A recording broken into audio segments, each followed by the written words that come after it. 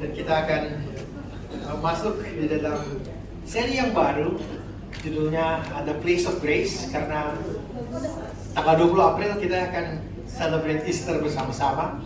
Jadi pagi hari ini kita akan mulai dengan seri firman Tuhan yang baru, judulnya Tepat Kasih Karunia.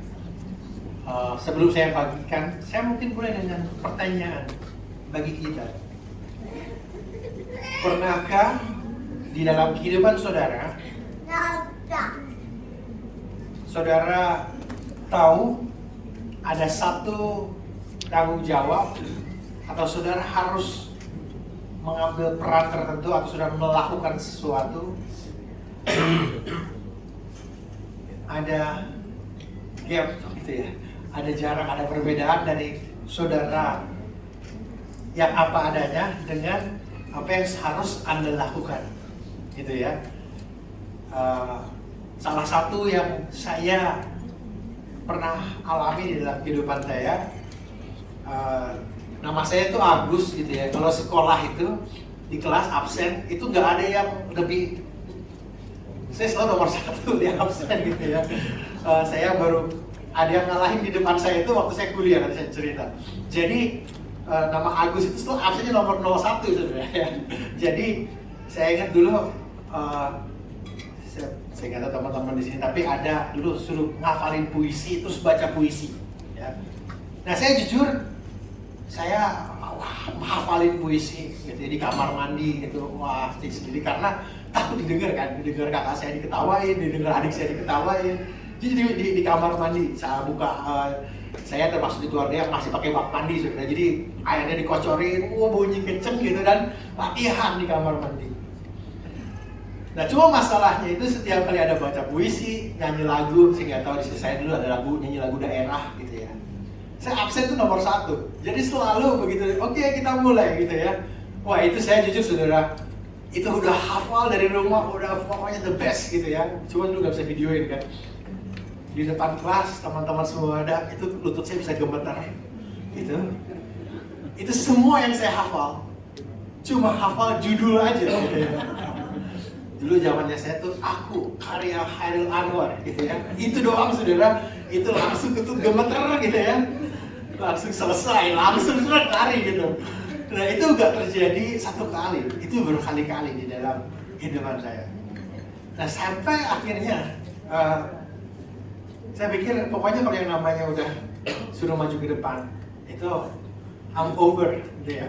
Sampai saya tuh merayu guru, Bu, sekali-sekali dong mulainya dari nomor paling bawah gitu ya, jangan dari atas gitu ya. Well, ada juga guru yang oke lah demi kamu aku tuker gitu kan. Tapi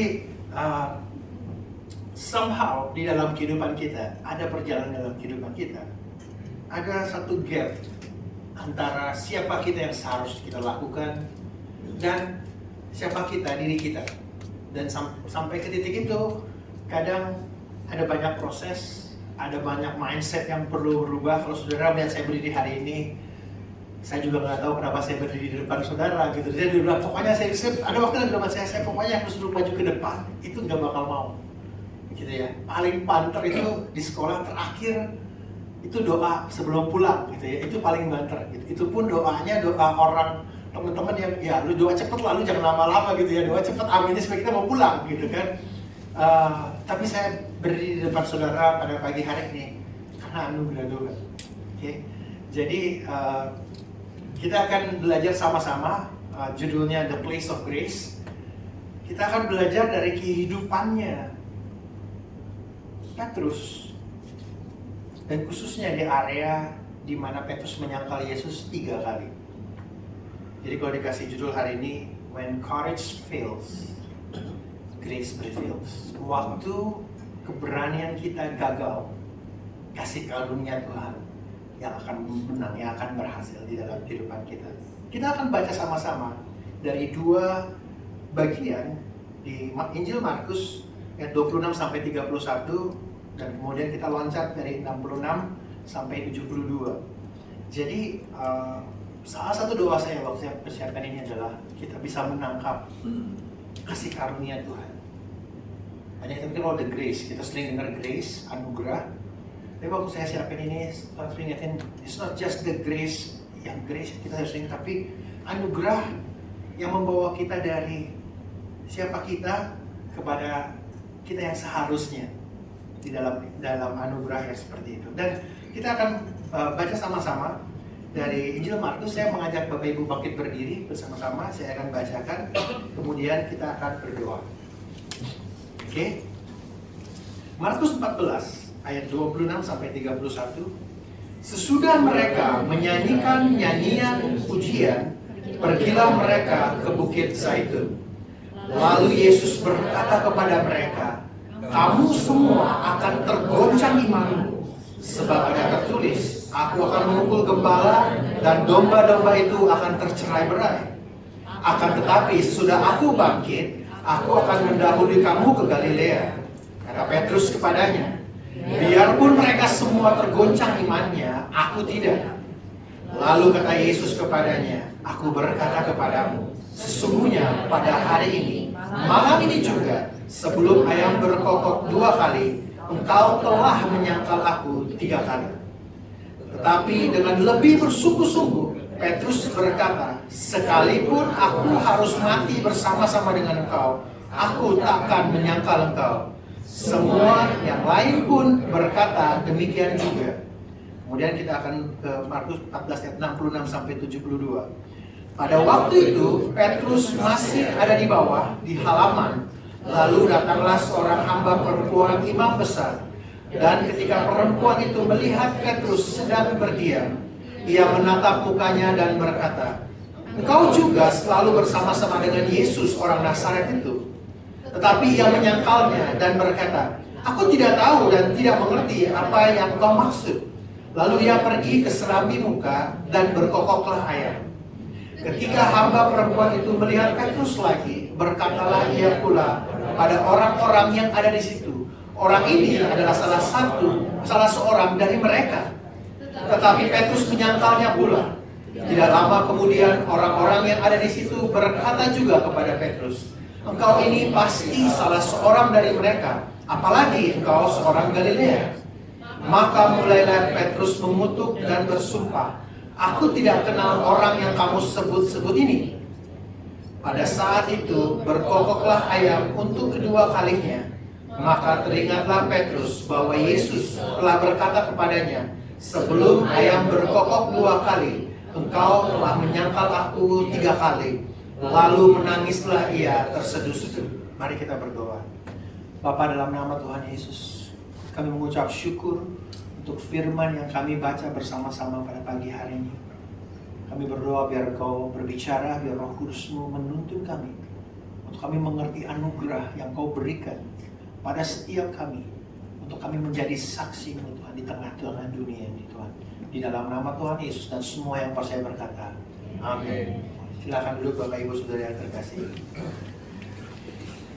Dari kisah ini kita akan belajar 3 hal dari kehidupan Petrus yang juga menjadi pelajaran buat kita. Bagaimana Petrus punya kata-kata yang berani, tetapi ada hal yang tersembunyi tentang kelemahannya. Yang kedua, bagaimana waktunya akan tiba ketika keberanian kita akan runtuh. Dan sebenarnya itu akan menyingkapkan betapa berdosanya kita di hadapan Tuhan, betapa tidak sanggupnya kita. Dan yang luar biasa bagaimana anugerah Tuhan menjangkau dan memulihkan panggilan setiap dari kita, sebagaimana Tuhan memulihkan Petrus. Jadi kalau kita baca sama-sama, dikatakan Petrus itu yakin banget, dia bilang gini, pokoknya Tuhan, biar mereka semua tergoncang imannya, gue gak bakal, bisa kira-kira saya gak bakal, itu sih mereka mereka bakal takut, saya tuh gak takut, saya bakal berani gitu ya. Dan Yesus bilang malam ini juga, bukan besok gitu ya. Ada satu hal yang menarik, bahwa Petrus itu begitu outspoken, begitu verbal gitu, pokoknya saya ini gitu ya. Kelihatannya dia pede banget, tetapi dibalik keyakinan dia, konviksinya dia, sebenarnya ada sesuatu yang kita bisa belajar. bahwa sebenarnya Petrus di dalam banyak hal, terutama dalam hal seperti ini, dia berpikir dengan pengalamannya dia, dengan keberanian dia, mungkin udah biasa hidup di laut gitu kan, nelayan, hadapin ombak apa semua saya berani gini. Sekarang masa lawan gini juga gak berani, gitu ya. Jadi dia sincere, dia tulus gitu ya, pengen banget, pokoknya pengen stand for Jesus gitu. Tapi pada kenyataannya dia melakukan itu dengan kemampuan dia sendiri, dengan kekuatannya sendiri, dengan experience, dengan pengalamannya sendiri. Dan ini seringkali tanpa kita sadari itu juga berlaku sama kita. Kadang ada hal-hal di dalam kehidupan kita, kita punya tanggung jawab, kita melakukan sesuatu, kita perlu bersaksi, mungkin kita bisa melakukannya dengan kekuatan kita. Dan kadang tanpa kita sadari ini menjadi sebuah idols atau ilah di dalam kehidupan kita. Oh bisa nggak bisa? I can do it. Almost I can do it. Gitu ya. Di dalam hal ini Petrus berani, tetapi sebenarnya itu menunjukkan bahwa keberaniannya itu berasal dari kekuatannya sendiri. That's one of the thing. Dan waktu Petrus bilang, pokoknya Tuhan, gue yakin banget, gue gak akan nyangkal semua ini nyangkal, tapi saya gak bakal ya. Petrus bilang, kalau aku harus, if I must die, I will die for you ya. Berapa dari kita mungkin kita juga bisa bilang, oh Tuhan, kalau aku jadi saksi, kalau aku harus mati, aku mau mati bagi kamu. Well, di sepanjang Markus 14, istilah menjadi saksi itu sebuah hal yang penting. Bagaimana saksi itu, saksi di waktu itu bermakna saksi di pengadilan, masih mirip dengan kita hari ini, saksi di pengadilan. Jadi bisa disumpah. Kemudian jadi saksi itu juga artinya kamu akan berdiri dengan apa yang kamu percayai. Bahkan kalau perlu, kamu mempertahankannya dengan nyawa kamu, gitu. Jadi waktu Petrus bilang gitu, it's give us the idea of what is the witness is, what is the karena kata saksi itu dari kata marturi ya. Ya kemudian berikutnya kita punya sampai hari kita istilah martir gitu ya. Nah buat Petrus pokoknya kalau ya harus ya, saya akan lakukan itu. Tapi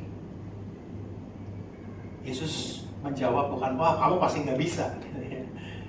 Ya kabar baiknya buat kita adalah di dalam confidence kita, seringkali kita mungkin kebablasan bisa aja, atau mungkin kita nggak punya confidence sama sekali. Kalau kita baca tadi, sebenarnya murid-murid yang lain setelah Petrus bilang gitu baru ya, oh kita juga Tuhan. Sebenarnya mereka nggak berani-berani amat gitu. Tapi setelah Petrus bilang, oh ya ada Petrus lah, at least gitu kan. Sekarang kita lanjut gitu ya. Berapa dari kita suka kayak gitu? Well jujur ya, orang Asia suka gitu. Wah di kelas angkat tangan pasti gak ada. Setelah yang kedua, ketiga, yang keempat baru muncul semua gitu ya.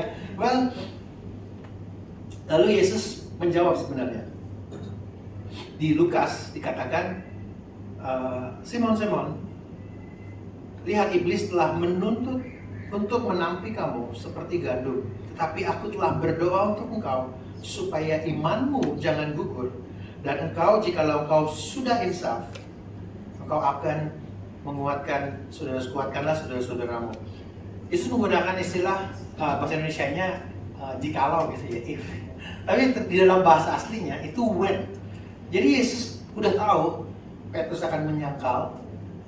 Yesus bilang, aku berdoa bagi kamu. Ada bagian sebenarnya sebelum disalibkan itu, Yesus mengajak murid-muridnya untuk berdoa. 1 jam pun ketiduran, gitu ya. Artinya mereka pun masih gagal juga, gitu kan. Tapi di sini waktu saya baca ini, Yesus menggunakan istilah when you turn back. Karena Yesus tahu dia akan kembali, dia akan berbalik. The good news buat kita juga adalah Tuhan gak pernah surprise dengan kegagalan kita. Jadi failure nih, aku bingung nih mau ngapain gitu ya. Sudah pernah kayak gitu kan? Gitu, we have faced something yang kita nggak tahu what to do. Gitu. Tapi kabar baiknya Tuhan tahu. Bahkan di dalam setiap kegagalan kita, Dia tahu, dan Dia nggak panik, Dia nggak surprise. Di sini dikatakan bahkan Yesus intercede, Yesus itu berdoa. Another word for intercede juga sebenarnya meaningsnya adalah Yesus itu berdiri seperti seorang lawyer itu berdiri bagi kliennya, gitu. Karena dia mewakili dan Yesus berdoa kepada Bapa bagi kita sebenarnya. Jadi the beauty is that bahwa whatever, apapun tantangan yang kita hadapi dalam kehidupan kita, mungkin kita gagal melakukannya, Tuhan tahu dan anugerahnya tersedia bagi kita. Oke? Jadi di dalam semua ketulusannya, keberaniannya, Petrus sebenarnya mengandalkan kekuatan dirinya. Yang kedua, waktu Yesus berdoa, ini mengingatkan kita bahwa Dia berdiri bagi kita apapun yang kita lewati. So the second thing is all the sincerity, semua ketulusannya, semua keberaniannya Petrus akhirnya diuji juga, dites juga. Dan ada sesuatu yang menarik yang saya baca, mungkin ini kisah yang berapa dari saudara, kalau saya angkat tangan, minta angkat tangan, saudara pernah dengar cerita Yesus, Petrus menyangkal Yesus 3 kali. Yes, gitu ya, mungkin. Tapi ada hal yang saya baca ini, saya pelajari, saya baca buku lagi, saya cari gitu ya. Ada hal-hal yang menarik di dalam Injil, bahwa Injil itu dan juga kisah para rasul bukanlah semata-mata oral traditions. Jadi Injil, kisah para rasul itu sebenarnya report atau laporan dari saksi mata yang melaporkannya secara akurat, yang tidak bisa dibuat-buat oleh orang yang bukan di zamannya, itu kira-kira. Apa bedanya dengan oral traditions? Oral traditions itu seperti ini. Jadi orang tahu dengan sesuatu, ya saya berharap saudara menangkap bahwa orang di zaman waktu itu mereka tidak punya akses seperti kita miliki. Mau sesuatu kita nggak Google, ya. Mau sesuatu kita nyatet di handphone atau kita bikin voice notes gitu. Mereka tidak punya akses alat tulis seperti yang kita punya. Mereka bergantung kepada memori. Jadi mereka menghafal sesuatu. Jadi kemampuan kapasitas memori mereka cukup besar. Nah, dengan memori yang mereka miliki, mereka membagikan itu ke orang lain. Okay? Nah, oral traditions di dalam beberapa hal, setelah transmisi ke 3-4 transmissions, ada yang mulai sedikit berubah, ada hal-hal yang sedikit alter gitu ya. Kalau kita baca buku Homer and Iliad gitu, salah satu ancient text gitu, yang mana aslinya sudah agak sulit ditemukan, yang mana sebenarnya karena udah agak sedikit variasi ceritanya udah agak berbeda. Berbeda dengan Injil. Injil itu ditulis saksi mata dan ditulis di zaman di mana saksi mata itu masih ada. Ada hal-hal details yang buat kita agak kurang make sense, tetapi buat mereka it makes sense. Contohnya kayak sini, Yesus lagi di atas gitu ya. Jadi mereka tahu diadilnya tuh di atas, dilihat dari ini, dan mereka ini di bawah, Petrus di bawah menyaksikan Yesus lagi diadili. Ada detail-detail lainnya, kayak misalnya kalau kita baca Injil tuh kata ada Maria Magdalena atau Maria yang ini gitu ya. Karena waktu itu nama Maria itu banyak dipakai. Jadi untuk membedakan satu dengan yang lain ya ini. Nama Simon juga. Simon Petrus ya. Atau Yudas yang mana? Yudas Tadeus, Yudas. So Yohanes, ada banyak nama-nama yang dipakai sama. Yang kalau bukan orang yang hidup di zaman itu, mereka tidak mengerti itu. Contohnya nama saya nama Agus gitu kan. Dulu saya suka protes sama Mas, nama saya tuh kayak orang kampung banget sih gitu kan. Kayaknya kurang keren gitu, Mak, gitu kan. Sampai saya kuliah, akhirnya ada yang menyusul di depan saya, karena di kuliah saya itu kita kelasnya ada 300 satu angkatan, 300 orang lebih, 350. itu dimasukin dalam kelas-kelas berdasarkan urutan nama, saudara. Jadi di kelas saya itu nama Agus ada 4, nama Budi ada 6. Jadi kalau Agus gitu kan, terus bilang Agus yang mana? Jadi akhirnya saya punya nama panggilan ya. Saya namanya Asuk gitu ya, kan Agus Sukuanto, jadi Asuk gitu ya. Teman saya namanya Agus Wasmito, dipanggil Awas gitu ya. Dan di kelas itu saya punya teman yang urutannya di depan saya. Ada yang namanya Abraham di duluan ya, ada yang namanya Adi di depan saya gitu ya. Nah, karena nama saya itu pasaran, jadi saya harus punya pembeda gitu kan, Agus yang mana? Agus Waskito atau Agus Sukuanto, kan panjang ya, Asuk atau Awas gitu ya.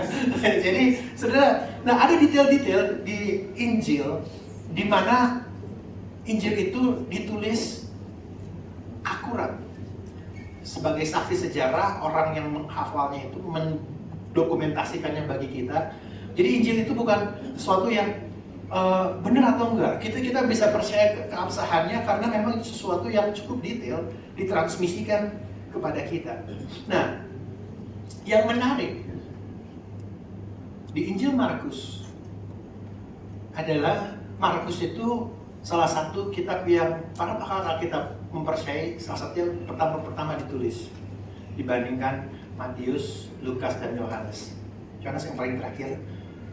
Tetapi semua Injil ini ditulis di zaman, di abad pertama, di mana semua saksi sejarahnya masih ada.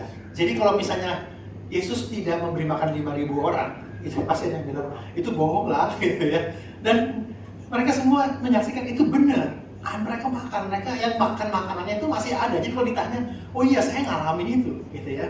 Nah, yang menarik di Injil Markus, pertama, Markus itu menulis dari sumbernya adalah Petrus, karena Markus dimuridkan oleh Petrus. Dan yang menarik di Injil Markus dari awal sampai di belakang itu Petrus itu hampir boleh dibilang itu selalu ada. Gitu ya, karena mungkin Petrus ceritain kepada Markus, kemudian namanya Yohanes Markus kemudian menuliskannya gitu ya. Jadi Petrus waktu dipanggil murid pertama kali, Petrus ada di situ. Waktu Petrus 5.000 orang, Yesus memberikan 5.000 orang, Petrus ada di situ, ada interaksinya, ada banyak interaksi yang Petrus ngomong gitu ya. Bahkan waktu dia bilang, kamu adalah Mesias, anak Allah yang hidup. Jadi Petrus itu sepertinya sangat tokoh dominan di dalam kisah di Injil Markus. Buat kita hari ini, kita nangkapnya, oke, Petrus menyangkal Yesus 3 kali. Tapi buat pendengar pertama waktu itu, agak-agak, mungkin kalau sudah pikir ya, nggak make sense untuk ceritakan. Petrus itu pemimpin gereja waktu itu. Untuk mereka berani ceritakan, ini Petrus nih ya, nyangkal Yesusnya terrible banget men, gitu kan. Itu buruk banget ya. Jadi itu sebuah hal yang menakut buat mereka waktu itu. Kalau bukan orangnya sendiri yang ngomong, itu kayaknya nggak mungkin lalu mau cerita gitu ya. Nah, yang menariknya adalah Markus menyampaikan narasi Petrus itu menyangkal Yesus di dalam konteks bahwa Petrus diadili, di dalam konteks di mana Yesus juga diadili. Jadi seperti kisahnya itu dirajut bersama-sama. Dan seolah-olah Markus mau menunjukkan kepada kita, kamu mau tangkap kisah Petrus menyangkal Yesus itu dari konteks bagaimana Yesus juga diadili. I hope this will get you, karena ini buat saya it hit me gitu ya. Yesus diadili di dalam ruangan imam besar di atas, Petrus di luar. Yesus diadili begitu tegas oleh orang-orang Sanhedrin waktu itu. Jadi tokoh-tokoh agama. Yesus dengan tenang menjawab. Petrus takut gitu ya. Ada banyak saksi yang menuduh Yesus bertuduhan yang salah, tapi Yesus jawabnya tenang. Dan Yesus tidak gagal untuk mengatakan, aku, I am the Messiah, gitu ya. Karena untuk bilang I am the Messiah buat mereka, wah itu hukuman mati, gitu ya. Petrus gagal untuk mengatakan, iya betul, saya kenal Yesus, gitu ya. Saya muridnya Yesus. Yesus dihina, dipukul, Petrus baru ditanya sama anak kecil. Buat saya perlu, dan bagaimana kisah ini sesuatu yang lu baru ditanya sama anak kecil aja, lu takut banget gitu kira-kira gitu kan. Tapi itulah kondisinya Petrus, dan bagaimana kisah ini dirajut, Yesus juga diadili seperti Petrus diadili. Kata kunci di kisah Markus, kalau saudara baca Markus 14, bagaimana dipanggil untuk menjadi saksi. Kamu bisa menyangkal kata betrayals atau mengkhianati itu diulang-ulang. Gitu ya. Kamu akan misalnya mengkhianati aku, kamu akan menyangkal aku. Jadi waktu Markus menuliskan ini, dia tengah memberitahukan kepada kita, you have to see this, penyangkalannya dari konteks bahwa Yesus juga diadili, tetapi dia tetap menjadi saksi, dan dia menjadi saksi. Petrus gagal, dan gagalnya itu badly. Oke? Orang yang bilang di situ udah kedua kali, I just go right away to the Moses menyangkal. I wanna go right away to a quote by Alexander Solzhenitsyn. Dia seorang penulis buku. Dia di penjara di Soviet, is one of the philosopher gitu ya. Dia bilang nih, the line dividing the good and evil cuts through the hearts of every human being. Dia nulis buku,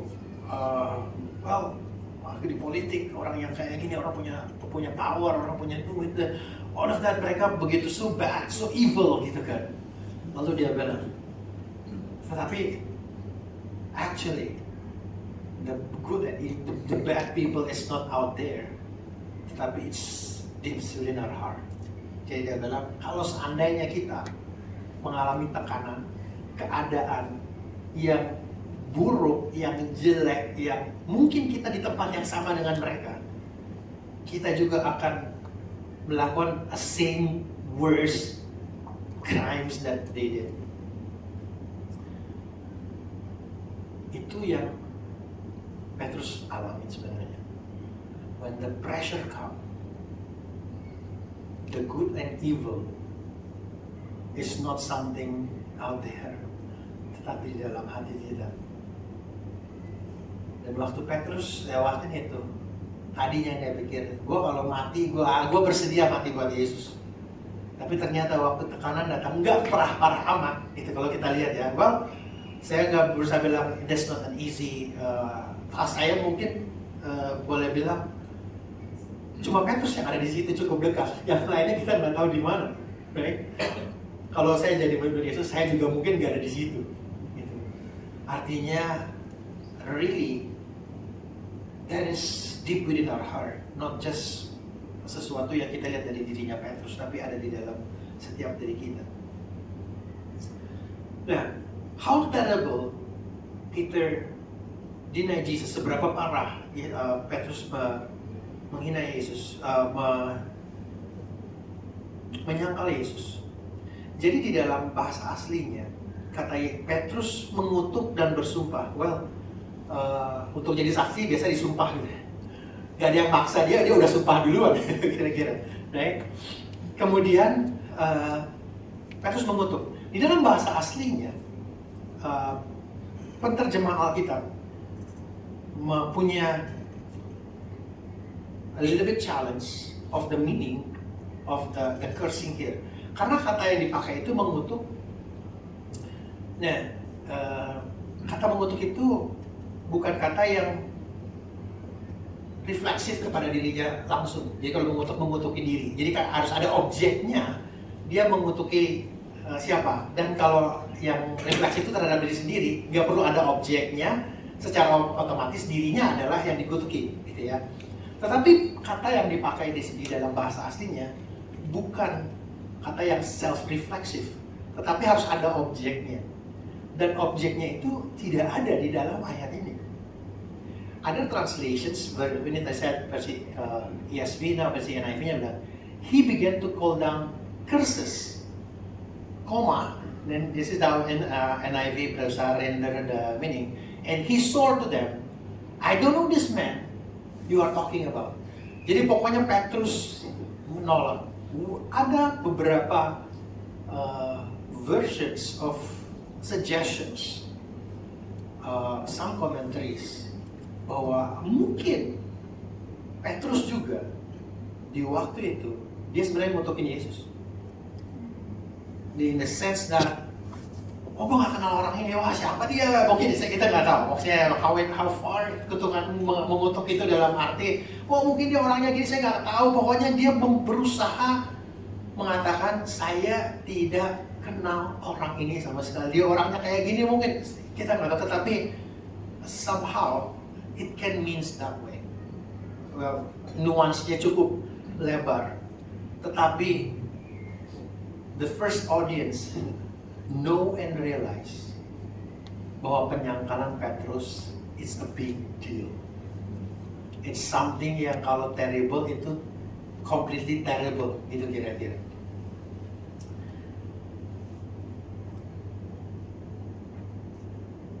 Dan Petrus, kalau saudara baca Injil Markus, this is the last occurrence of Peter in the Gospel of Mark. Petrus yang tadinya dari awal ada terus sampai terakhir dia menangis lah ya, terseduh-seduh. Terakhir Markus di penyaliban Yesus dia tidak ada. Yesus bangkit, Yesus menunjukkan dirinya kepada murid-muridnya, dia tidak dicatat di Markus. Waktu saya baca ini, why gitu kan, ini banget gitu. Menunjukkan, I think we will understand the grace later on. Tetapi we have to realize bahwa Yesus sudah bilang di bagian di Lukas, bahkan dikatakan Yesus menoleh kepada Petrus, lalu dia menangis. Jadi sebenarnya Petrus itu menyangkal Yesus, bukan Yesusnya nggak tahu, nggak lihat, gitu ya. Petrus menyelamatkan dirinya, menyangkal Yesus. Di depan Yesusnya juga ada di situ. You know how bad it felt sebagai Petrus, dan how kalau bisa bilang how terribly failed Peter is.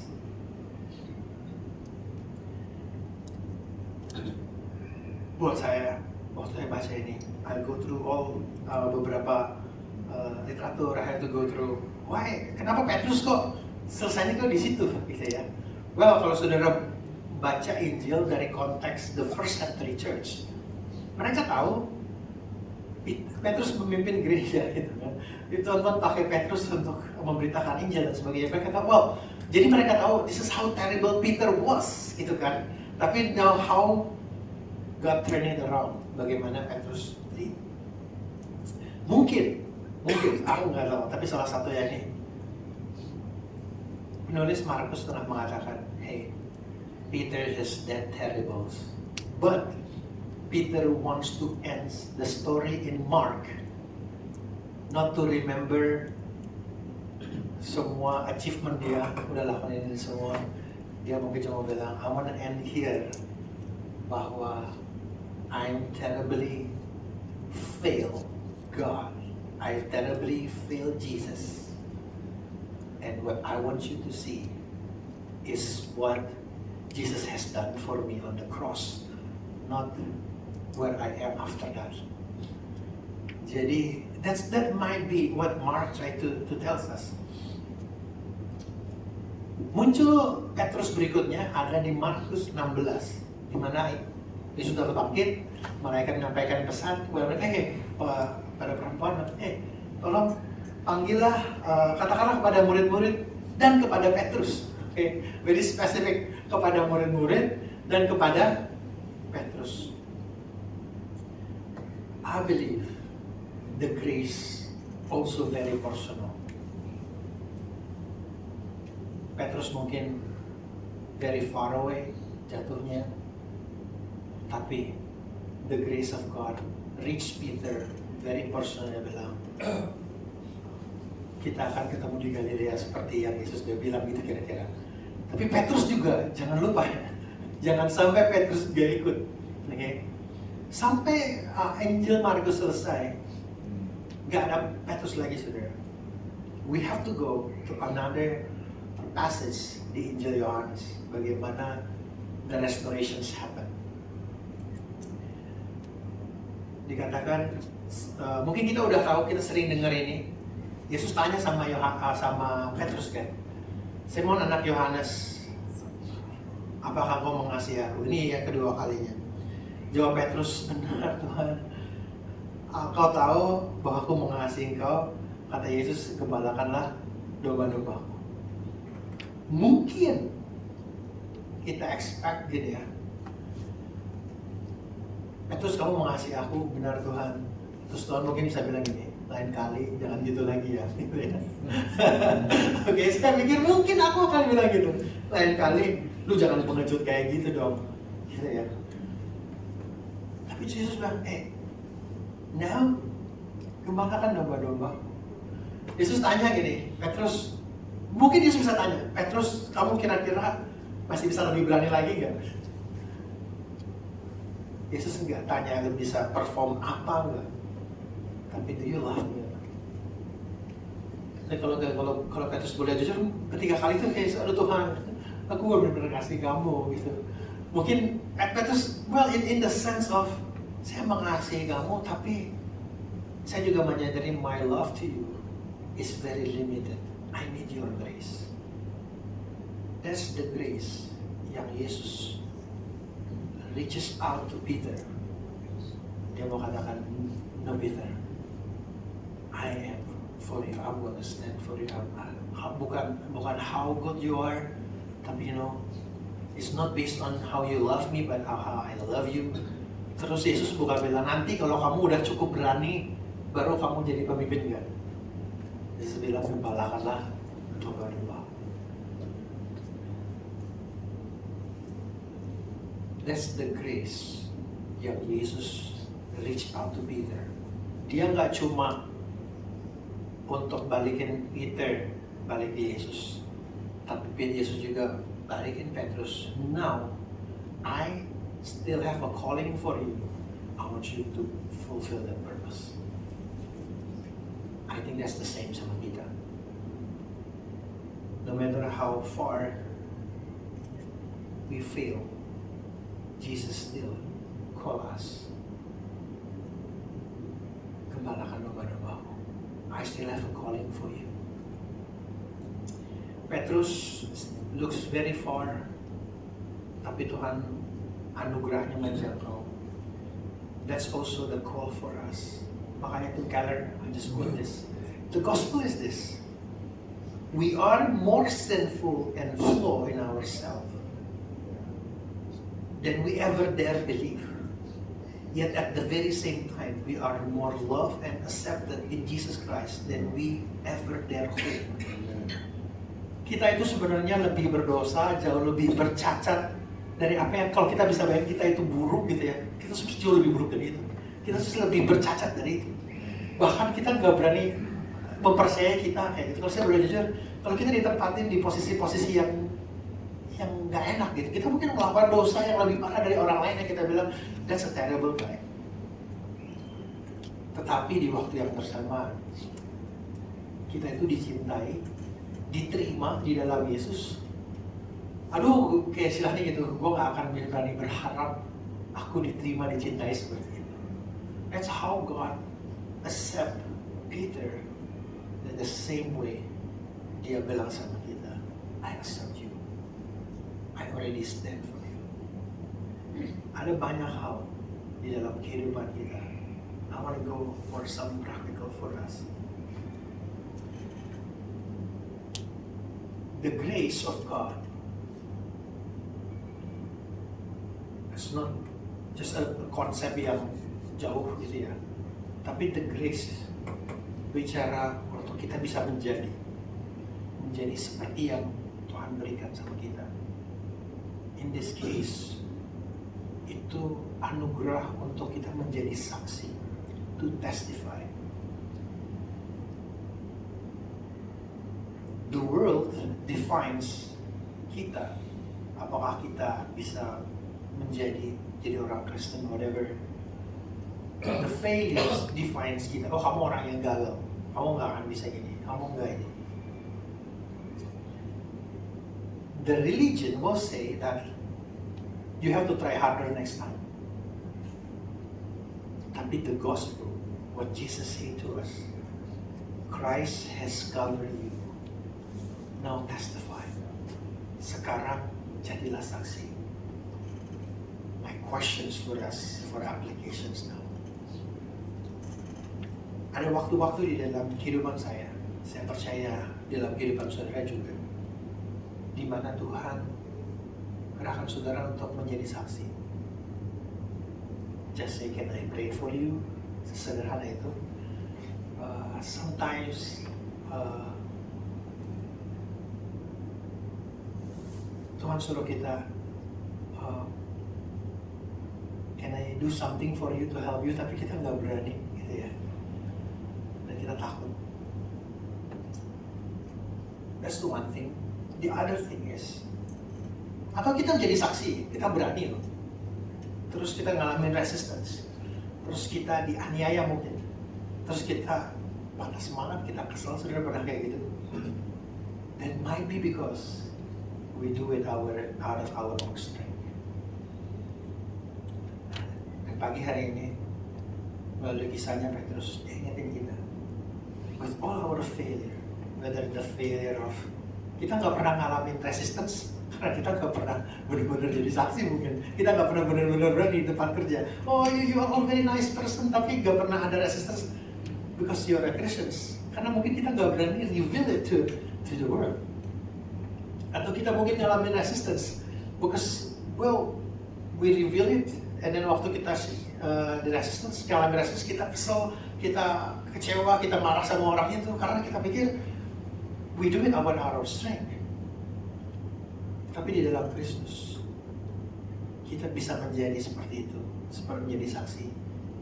It's all because of the grace. Kalau ada orang tanya, kamu Kristen? Gitu. Ada yang bilang, ya, gitu. Ya, saya jawabnya, ya, tapi saya masih banyak gini-gini. Well, berarti saudara masih menggantungkan kehidupan saudara menjadi saksi berdasarkan performa saudara. Atau kamu Kristen? Oh, bukan. Mungkin kita takut, ya. Tapi mungkin Petrus bilang, well, I'm a Christian. Akhir kehidupannya Petrus, dia disalibkan terbalik ya. Sejarah mencatat bagaimana Petrus, ya, I would just give. Now let's go back to the Gospels of Mark and then how we will wrap it up. Injil Markus menutup benar-benar nggak ada Petrus lagi di situ. Tapi benar-benar seolah-olah tulis Markus bilang gini, what you gonna see is someone who is very flawful, sinful, terribly failed before God, yet at the same time, His grace reaches out and bring Peter to the calling that he has. The grace of God reframes the brokenness of Peter so that we can understand the grace of God. Jadi anugerah Tuhan itu seperti menaruh Petrus di dalam bingkai yang konteksnya berbeda karena anugerah Tuhan. Petrus tidak bisa menyangkali bahwa I did that bad. Aku gagal separah itu. Tapi kalau kita baca Injil, kita bisa tahu, oh anugerah Tuhan itu luar biasa banget. Begitu juga kegagalan kita. Kita nggak akan bisa nyangkalin kita pernah gagal. Kita nggak sempurna. Tapi itu akan membawa anugerah Tuhan menjadi lebih jelas bagi dunia. Tuhan tidak membuang itu, tapi Dia memanggil kita, memulihkan kita. I want to give illustrations. There is a Japanese art, ceramics art gitu ya, namanya kintsugi. Mangkok atau tempayan atau gelas keramik yang pecah itu disambung, tekniknya begitu kompleks gitu ya, tapi disambungnya pakai emas gitu untuk lining, dan it makes beautiful.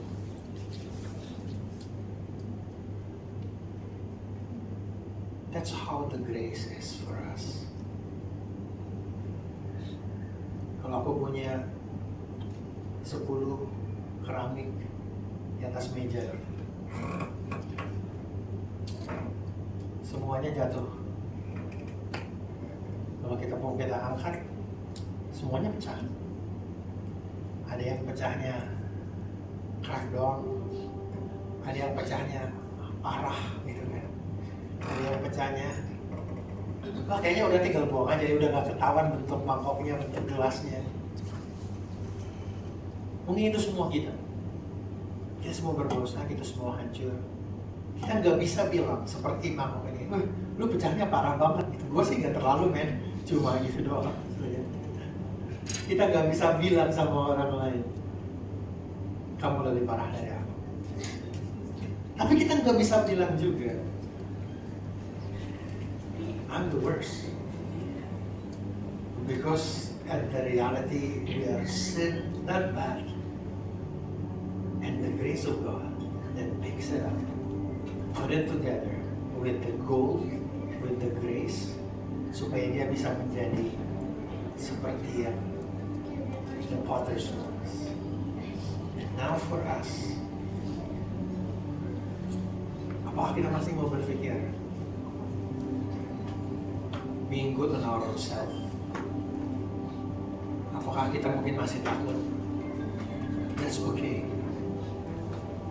Tapi hari ini Tuhan mengingatkan, my grace, anugerahku has covered you.